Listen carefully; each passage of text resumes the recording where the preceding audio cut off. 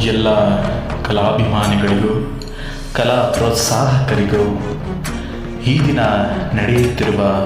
ಕುರುಕ್ಷೇತ್ರ ನಾಟಕದಲ್ಲಿ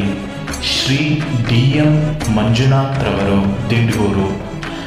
ಇವರು ಶ್ರೀಮತಿ ಭಾಗ್ಯಮ್ಮ ಮತ್ತು ಮಹಂಗಯ್ಯನವರ ಮಗನಾಗಿ ಜನಿಸಿದ್ದು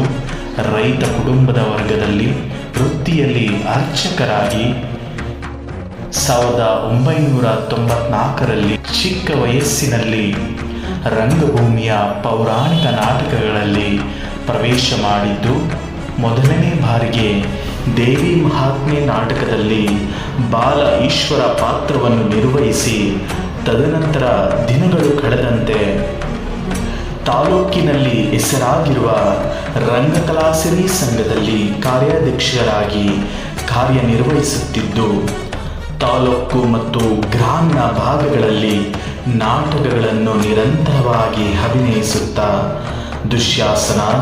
ಸೈಂಧವ, 6 ಬಾರಿ ಭೀಮನ ಪಾತ್ರದಲ್ಲಿ, ದುರ್ಯೋಧನನ ಪಾತ್ರದಲ್ಲಿ 12 ಬಾರಿ ಅಭಿನಯಿಸಿದ್ದಾರೆ. ತಾಲೂಕಿನಲ್ಲಿ ಶ್ರೀಕೃಷ್ಣನ ಪಾತ್ರವನ್ನು ಮತ್ತು ಇನ್ನಿತರ ಪಾತ್ರಗಳನ್ನು ಮಾಡಿಕೊಂಡು ಬರುತ್ತಿರುವುದನ್ನು ಗಮನಿಸಿ ಹಲವಾರು